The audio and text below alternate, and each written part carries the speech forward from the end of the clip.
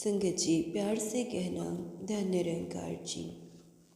साथ संगत जी, एक बार फिर दासी आप जी के सामने सतगुरु बाबा हरदेव सिंह जी महाराज की अनंत शिक्षाओं पर आधारित पुस्तक गुरुदेव हरदेव भाग 2 लेकर आई है, जिसका आज एपिसोड 19 है।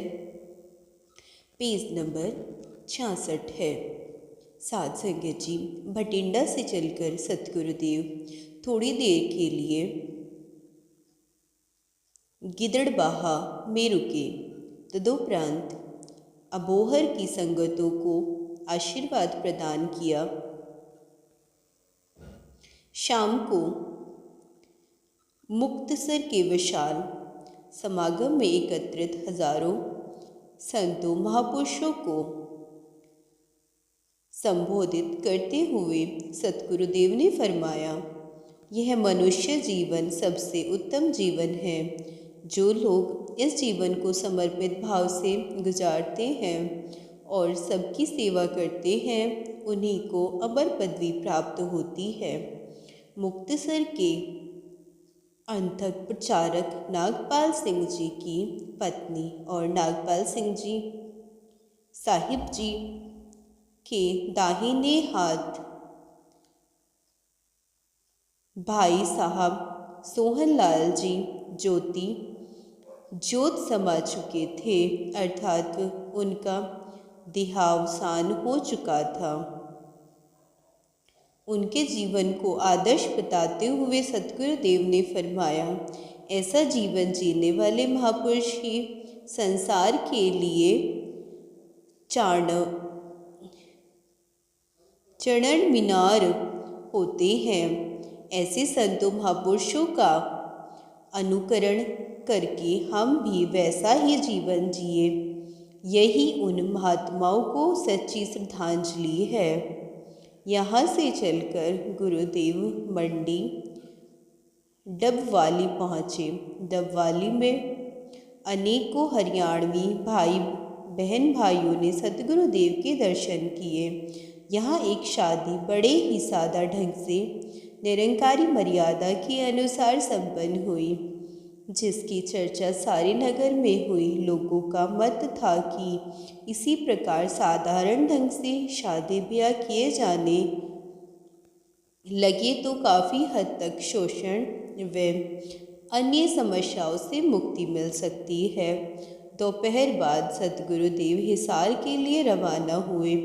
हिसार में सत्संग शहर के एक बड़े हॉल में आयोजित किया गया था। यहाँ पर सतगुरुदेव ने अपने प्रवचन में फरमाया, हमें ईश्वर ने केवल इंसान बनाया है, लेकिन हमारे अगवा लोगों ने हमें तरह तरह की जात बिरादरियों पे बांट दिया है।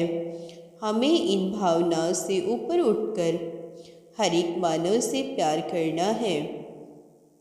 यही समझना है कि हम एक पिता की संतान हैं, सभी अपने हैं, हमारे लिए कोई पराया नहीं है। अवतार वाणी में कहा गया है, पंज तथा दे पुतले दे वेखो वखो वख इंसान बने। कोई हिंदू ते सिख ईसाई, कोई मुसलमान बने। साथ संगत जी, आज समाज का जो जाति मजहब के नाम पर बंटवारा हो रहा है, वही आज की अस्त व्यस्त व्यवस्था का कारण बन रहा है। हमें इससे सावधान और सतर्क रहना है। जिस गलत राह पर हम चल रहे हैं, इसे छोड़कर रब्बी महापुरुषों द्वारा बताई गई सच्ची राह पर हम आगे से आगे कदम बढ़ाते जाएं, ताकि संसार सुख की सांस ले सके। शाम को 6 बजे से 8 बजे तक हांसी के मेन बाजार में सत्संग का आयोजन किया गया था। सतगुरुदेव ने यहाँ अपने प्रवचनों में फरमाया, परमात्मा को जानकर ही हम मुक्त अवस्था को प्राप्त कर सकते हैं। परमात्मा हमसे दूर नहीं, हमारे अंग संग हैं। इसे जानने के लिए किसी ब्रह्मज्ञानी महात्मा की शरण लेनी होती है। इसके सिवाय परमात्मा को जानने का अन्य कोई साधन नहीं। आत्मा और परमात्मा के बीच माया का सूक्ष्म रूप पर्दा है। उसे जब तक हम हटा नहीं लेंगे, हम इस कण-कणवासी के दर्शन करने में कभी सफल नहीं हो सकेंगे। गुरुदेव ने सत्य की व्याख्या करते हुए फरमाया, गुजरे हुए समय को ललचाई हुई नज़रों से देखना भी माया का एक रूप है। जहाँ बीती बातों को याद करके रोना चिल्लाना माया है, वहाँ आने वाले समय के सपने देखकर निकम्मे निठल्ले बैठे रहना भी माया ही कहलाती है। और निरंकार परमात्मा को भूलकर दुनिया के पदार्थों पर आस लगाना भी माया का ही रूप कहा जाएगा। और दिखलावे की प्रीति को भी माया का ही नाम दिया जाता है। हमें माया के रूप से ऊपर उठना है और सांस सांस मायापति से अपनी लब लगाए रखना है। इसी से हमारा लोक सुखी होगा और परलोक सुहेला होगा। साथ संगत जी, दिल्ली के लिए रवाना होने से पहले यहाँ अमीर चंद जी सेठी अपने कुछ साथियों के साथ गुरुदेव का हार्दिक धन्यवाद करने के लिए मौजूद थे। उन महानुभवों ने बहुत ही पश्चाताप भरे स्वर में कहा कि बाबा गुरबचन सिंह जी के समय अज्ञानवश हम हांसी वासियों ने उनका घोर विरोध किया था। उस समय आयोजित सत्संग को भी भंग करना पड़ा था।